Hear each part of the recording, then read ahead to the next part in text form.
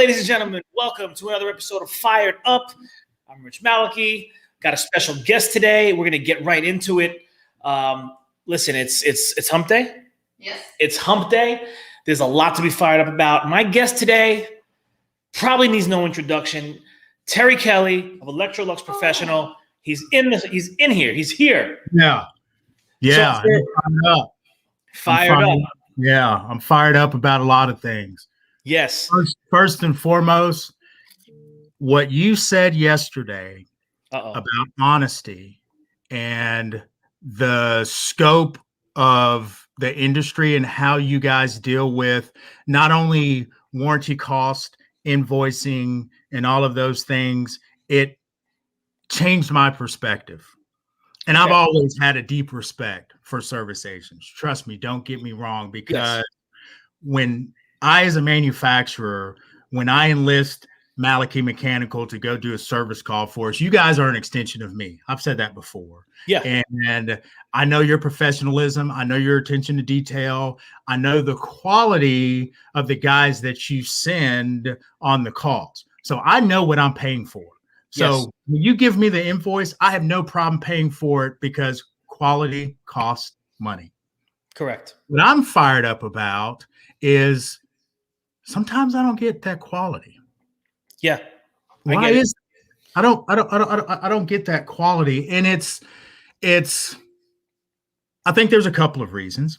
Yep. You want to kind of start and give a backstory. Story time here, you guys. If you're not in the food in the Food Equipment Digital Disruptors group, please become a part of it. Search us on Facebook. Like, we're there. We're out there. We're doing things. We're doing bigger things. We're going to do even bigger things in 2021. Hopefully, Rich will bring me along. If not, I'm going to show up without an invitation. Terry, I'm coming. I can't do it without you. We can't do it without each other. That's what this is. Right. Yeah. So I want to share this tidbit, this little story. Over the weekend, I stopped at a local gas station. For y'all that don't know, I live in Louisville, Kentucky, and I stopped at a local gas station here. And of course, I have a background in coffee equipment and food equipment. And I'm in the store, and there's a guy that's working on a coffee machine. Wasn't one of ours, but it was a coffee machine. They all kind of work the same. Mm-hmm. And he's got this puzzled look on his face. And my wife, she's going to get coffee, and she looks at the guy, and of course she puts me on the spot. She was like, "You might want to talk to him. He does this for a living." And the guy's eyes got big, and he looked at me, and he was like, "Man, I've been here for an hour. I can't figure out what's going on." So of course I put on my Superman cape, and I'm like, "Well, what's happening?" He's like, "Man, this machine, it's overflowing with water. I've changed the fill valve twice, and one didn't work, and I put another one in, and it didn't work, but I think that I got it." And I'm telling you, no sooner than he said that, the machine just started spewing water everywhere. So I was like, "All right, bud, cut off your water, cut off your power. Let's figure this out. Give me your screwdriver." To make a long story short, in about 5 minutes, I showed the guy what the problem was. I showed him why it was the problem. I asked him if he had the part. He went out, he got the part, he came back, he put it in. Coffee machine's working. My wife still hadn't checked out of the line. She was still waiting in line to check out the whole time that I did this. And so the guy was saying, "Yeah, I'm not really versed on it. They just kind of sent me out here to do this, and I was just told to fix it." And so it got me thinking, how many situations does that happen? How many situations do these service guys get sent into these calls and they have no room, they have no leg to stand on? You know? Yeah. A lot of companies, yours included, I know the quality of guys that you have on your staff.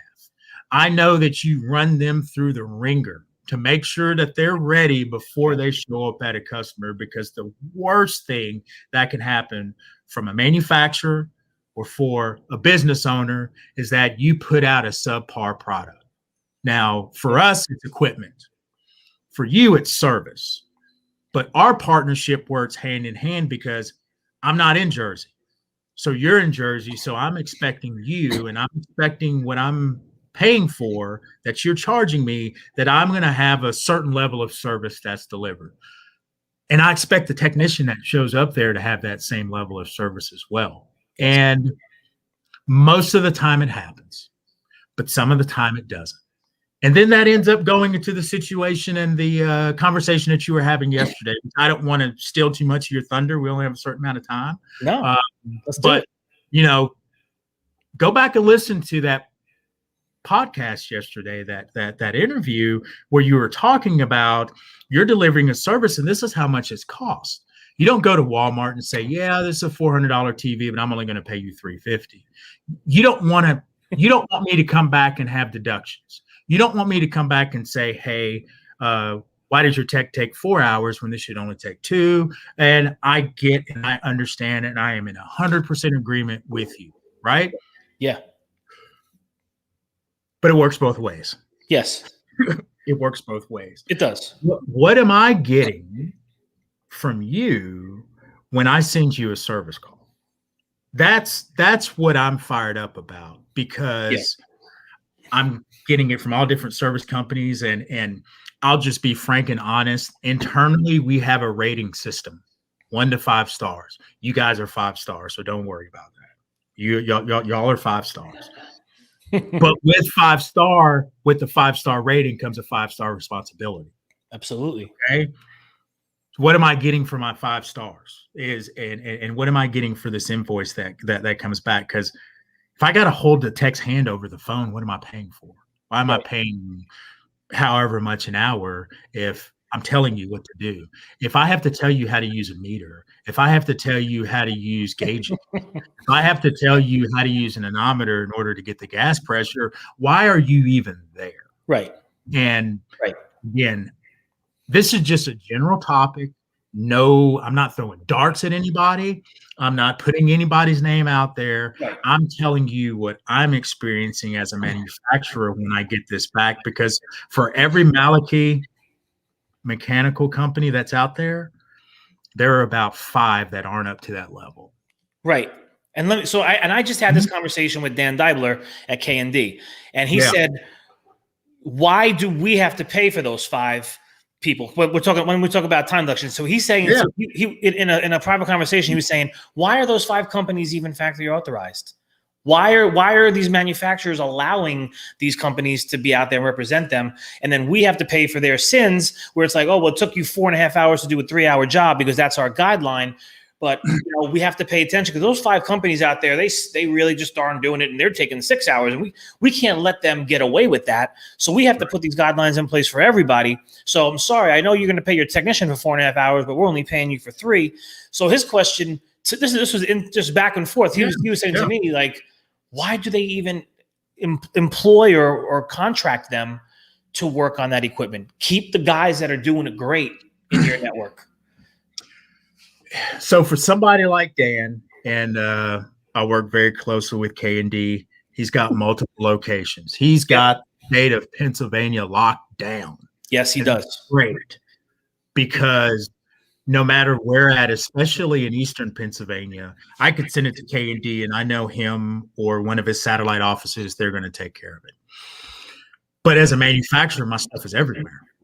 And sometimes I only have a guy who may be working out of his truck in that area, or I may have a person that's working out of his garage in that area, and that's the only option that I have. Yeah. Which is the other side of that coin, which is why my instruction to the guys, and our internal dispatching software is DavisWare. Obviously, you're familiar with DavisWare. Yeah, we use DavisWare. Right. And the feature in DavisWare is that we can set our geo-distancing guidelines as well as our internal rating guidelines. And I'll tell the guys all the time, I would rather you send a 5-star company 50 miles than send a 1-star company 5. Because I know what I'm getting with that 5-star. So the next precipitating question after that is how do we get companies to be 5 stars? Right. How does that happen? I think it's a partnership, obviously. Online trainings, material. I understand my responsibility as a manufacturer. I have to get you accurate information, data, and reference materials in order to put your guy in the best position that he possibly can to take care of that job on one side, on one shot. And if I need to send parts beforehand, I send parts beforehand. To make sure that your guy goes in and does an effective job, satisfies my customer. The customer now knows that Malachi cares. They come in, they take care of the job, they have professional techs, they got my issue fixed. I'm back up and running. I'm not losing money. I can serve my customers. I can deliver my brand promise. If I have an issue that comes up again, I'm going with Malachi. And if I have an issue that comes up again, because things happen, I'm still going to get a piece of Electrolux professional equipment in my next place or next location. Yeah. But how do we get people to be 5 stars? I mean, right off the top of my head, the way I think about how to get 5 stars is say you have these 5 companies out, in the middle of, I guess, nowhere. We'll say in the middle of nowhere, middle America. There's no one else around. These guys are they're at the garage, whatever it might be. Drilling these down and getting these companies over to, maybe are they part of Cefesa? Are they not part of Cefesa? Introduce them. Let's say, listen, have a conversation. Here's Heather Price. She's the executive director at Cefesa. This is about the standard for service excellence. If you really want to grow, we could probably give you more and help you be a better service company. Go check out Cefesa. Join the Fed group and start talking to people that are doing it right. And the virtual trainings are great. Yeah. It never takes away from the hands-on stuff, but right. Maybe Electrolux Professional, and you may already have virtual training things in place. I don't know 100%, but if not, that might be something to focus on. Yeah, we'll have one with your guys for sure. Yeah, and we're doing training videos right now for a manufacturer that I can't mention at the moment, but Fed Digital is doing some training videos right now for a manufacturer where it's just going to the ASA. It's just going to them to show them, hey, this is how you take the burner out of this unit. This is how you clean it. This is how you put it back together. And what are they, Lisa? 2-minute videos, 3-minute? Yeah. They're short videos. And this is for the technicians in the field that, you might have your 10, 15, 20-year vet that knows that already.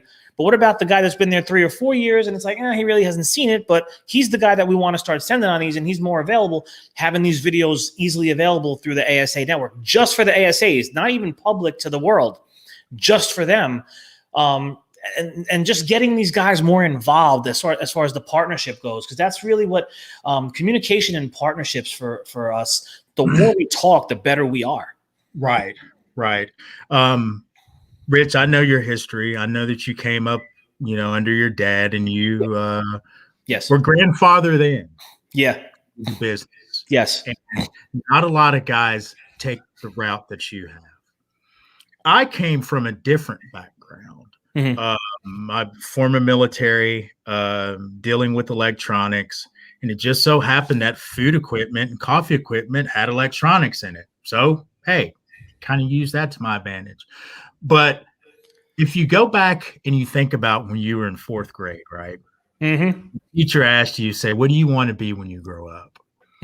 Doctor, fireman, car mechanic. I've never once heard a kid say, you know what, I want to grow up and I want to be a food equipment technician. That's true. And I don't even think kids know that that's possible, right? They don't. And to take it a step further, and this has just been kind of a dream that I've had in my head, and I don't really know how to precipitate this, so I guess kind of put it out in the form and see what other people think. But when I was in high school, there was a curriculum that you could take. Either it was called co-op or VOTEC.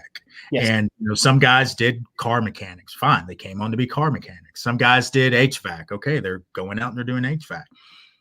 Why isn't there something like that for a food equipment technician at the grassroots level or community technical college? And you bring in advisors such as yourself. You bring in manufacturing people such as myself. We could provide equipment for guys to train on things, give certain pointers in classes. So we end up growing our own community of people to feed into, because let's face it, you talk about the guys that's been doing this for 10 and 20, 30 years. They're going to retire one day. Yeah. Who's going to take their place? It's You scary. know, It's scary. who's going to be the next? Who's going to be the next? Because you don't have kids that are out here. My daughter's in 5th grade. I guarantee you, not one person in her classes says, "I want to grow up and be a food equipment technician. I want to be a espresso machine technician. I want They to be don't. a combi oven." They don't even know it exists. Exactly. Yeah. Exactly. And even in high schools, even in colleges, technical colleges, they don't even know that that's a possibility. So a lot of what my experience with technicians, and I've, held hundreds of training classes myself. I've been on site. I've been doing field management for years. So I've seen my cross section of service techs that are out there. But a lot of the guys that get into this business, they happen to stumble in this business because they had some kind of expertise. Either they were mechanically inclined, they were electrically inclined, they were, had some HVAC experience or whatever. How do we get people fired up to be food equipment technicians? What do we? And I will say, I know Lisa wants to jump on with some comments, but I just to talk about this real quick. Mhm. I spoke at Bayonne High School, and Lisa, before we actually came together, and she's with the company full time now. She was freelance, and she helped me put a video together where I talked to Bayonne High School, which is a few blocks away. Yeah. I hired 2 young guys, and you may have heard this story before, but I hired 2 young guys, Connor and Jamad, from that class, from that talk that I gave. Okay. I brought their parents in when they graduate. I talked in May. They graduated the next month. I brought them in July. We sat down with their parents. I told this is a legit career. This is show them everything that is possible. They came on board. They've been with me ever since. They're going on 3 years this summer. They're junior techs. They have their own van. They have 0 debt. They made money while they trained. They're doing an amazing job right now. And you talk about millennials, they don't show up. These kids show up to work every single day. Yeah. They're never late. They never call out. I'm blown away. Wow. Proud to tell these 2 young guys. Wow. Last year, pandemic hit. I was supposed to go and talk at Lincoln Technical Institute at 2 different campuses just to talk up to the graduating class, say, hey, I know you're in the HVAC class, but guess what? We also do a little HVAC refrigeration in our business, but we also do cooking. And that's also, you come in as an apprentice and train on the job and do all that as well. Yeah. But the pandemic hit and stopped us. I really would love for Fed Nation and for us, and maybe working with you, an Electrolux professional, talking about how we can infiltrate these schools, high schools, technical schools, and go and start talking to them and then seeing if we could implement programs. I mean, this could be done. Yeah. So, that dream is my dream. Yeah, I absolutely believe it, because here's some unequivocal facts that are out there. People have to eat. Okay. Yes. Food has to be prepared on equipment. The equipment has to be maintained. And there has to be not everybody in this world, just like a doctor is good at what they do. A car mechanic is good as what they do. Hairdresser, they're good at what they do. Food equipment technicians have to be good at what they do too. Yeah. And when you have a company such as yourself and you have a manufacturer such as ourselves, we have built our name and we have built our reputation on brand promise. We deliver promises. But if we deliver a technician that doesn't hold up to those standards that we've put out there, you've lost credibility as a servicer. Yes. I've lost credibility as a manufacturer simply because a guy shows up and doesn't know how to work a meter. I have seen it happen. I have seen it happen. Yeah. So instead of griping and moaning and complaining about it, my logical question is, what can I do to change this? Because anybody can complain. What can I do to invoke change? That's right. And this is all about invoking change. So I think we have some things to go on here. Let me jump in the comments because people are talking. Yeah. Let's see what's going on. We got lots of stuff, Terry. Uh-oh. So let me go back just a couple of points backwards about the 5-star businesses. Thank you. You have to be willing to pay for that 5-star and the travel. It says Chris Rowling. Yeah. And Mike Reed says Electrolux took over a few brands that will need that time to build out the training program. Right. He's exactly right. Jesus, dedication, ethic, knowledge, training, and the ability to communicate and the ability to implement all this to the work representing both the company you work for and the manufacturer that you are repping. This is what got me very close to being one of the Electrolux techs when I worked with KRS. Mm-hmm. Yep. And then Quentin says that he was in 4th grade thinking about being a food tech. But he said he's an oddball. Yeah. Good old Quentin. Yep. Yeah, that's good stuff. Mike Moreno in here. Educate. That is the truth.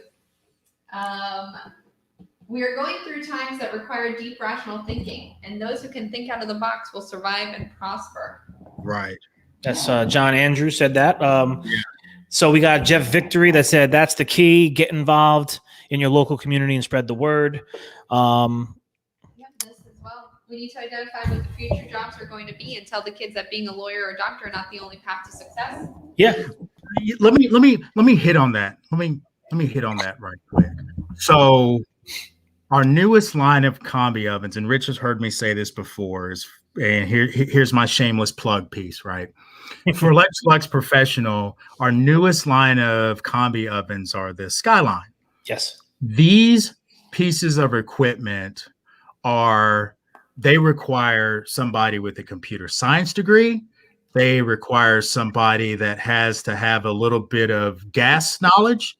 They require somebody that has to be part electrician. They require somebody that has to be part mechanic. And they also require somebody that has to be part psychiatrist. And you take all of those and you put it together, and that is a service technician. Yeah. Those are skills that have to be developed, and you can't just plug somebody in there, because these machines are smart. They're futuristic. They talk to each other through Wi-Fi. They are digital. They have all kinds of bells and whistles. You have to have a little bit of culinary background behind it, because you got to know to tell a chef how he needs to cook his salmon and using the vent flap, or how he needs to use the smoker in order to make a smoked brisket. All of those things, the technician is the first person they ask, So there's a lot of things that go into being a service tech. Than just somebody who could turn a screwdriver. Yeah. And so, talking about that, the doctors, lawyers, and making food equipment technicians be one part of that conversation, Terry, and I don't know if maybe me and you can figure out a way to brainstorm and see how we can do this. And maybe we put together some kind of a task force in Fed Nation, and we figure out how we want to tackle this across the country, how we want to, because part of what Fed is I really wanted us to promote the skilled trades and tackle that gap. And doing that with the channel partners, with Cefesa and with NAFM and with these different channel partners in the industry. Yeah. But collectively, it's going to be like a grassroots thing, like on the boots to the floor, guys like me and you, and just saying, hey, listen, this is what needs to be done. Let's stop talking about it. And if I got a right to, like I said, I was set to speak at local. We got to do stuff at local levels. So maybe we have a conversation offline at some point here very soon. Yeah, and figure out how we could do that, and even helping with Electrolux and Grindmaster and different things that you're putting together. Maybe there's a way we could help with some video stuff and some different things to get those 5 companies here and those 4 companies there up to speed, and getting them talking to Cefesa and getting them in the Fed group. Who are these people? Do you want to divulge that to us? To me, to Lisa, we could reach out to them. We'll invite them in the group. We'll get them talking to some of the people here that are exemplary at, the standard for excellence kind of thing. Yeah. I'm all about it, and anything I could do to help or anything that you need from me, just give me a ring, brother. I got you. Awesome, because we're fired up about this. Yeah, we're fired up. You know what we're not? Yeah, we're not fired up about is ketchup on hot dogs. I knew it was coming. Yeah, I was waiting. It was coming. Yeah, somebody that's near and dear to my heart said that he likes to put ketchup on his hot dogs, man. And I don't know. It's. I wasn't able to sleep well last night, but I made it. So listen, when I grew up, we grew up across in these apartment buildings across from a softball field, and there was a guy out there. We used to call him Dirty Bill, and he used to have hot dogs. And you would go over there, and he had this delicious cheese and ketchup hot dog that he made, and he would just squirt it all on. And his dirty finger was the extra flavor on the bun, and it was. And we used to live on these things when I was 8, 9, 10 years old, and that's where my love of ketchup came from on a hot dog. But I mean, listen, I love mustard and sauerkraut, mustard and onion, Yeah. I do it all kinds of different ways. So Yeah. I'm ready for us to travel again. I think I mentioned this in the group. Yeah. Next in-person meeting that I have, I'd love to have you guys come down and, maybe in our off time we could hit the Bourbon Trail. And I'd love to make it back to Jersey. Yeah, You just can't get a pastrami on rye anywhere else but up there. that's right. Listen, I can't wait. I'd love to come out there. I'd love to have you here. You always have an open door invitation here. Anytime you want to come, take you out to some nice restaurants. We'll get you some pastrami on rye. Yeah. We'll do it all. Yeah. Any other comments we want to bring to Terry? See if you have anything else. Yeah, it's a multi-pronged effort, local, regional, and national. That is Yep. the truth. Yeah, that's Quentin. Yep. Let's see. Oh, every manufacturer has proprietary service needs, and the serious ones should be paying serious attention to those needs and work with educational institutions to cover these needs. Yeah. Very good observation. And he's right. He is right. For every manufacturer, there's a different piece that they offer out there, and everybody has just something that's special about their piece of equipment. But we have to let that be known. We do. Yeah. We do. And Jesus is saying, what about the onion sauce or chili on hot dogs? Yes, and yes, definitely. Yep. I love that too. I like Frank's Red Hot on hot dogs. Thanks, Red Hot. I figured if I was going to hear something from Taz, I was like, yeah, it's mighty quiet. Taz must actually be working today.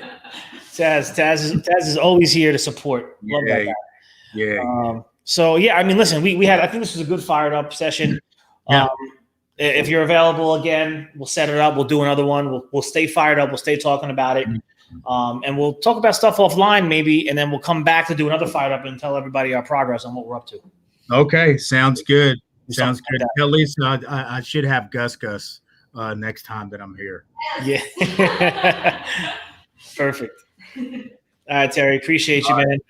Thanks, Rich. I appreciate it, man. Thanks for having me. Yeah, of course. Thank you. All right, ladies and gentlemen, another episode of Fired Up in the books. This was a good one.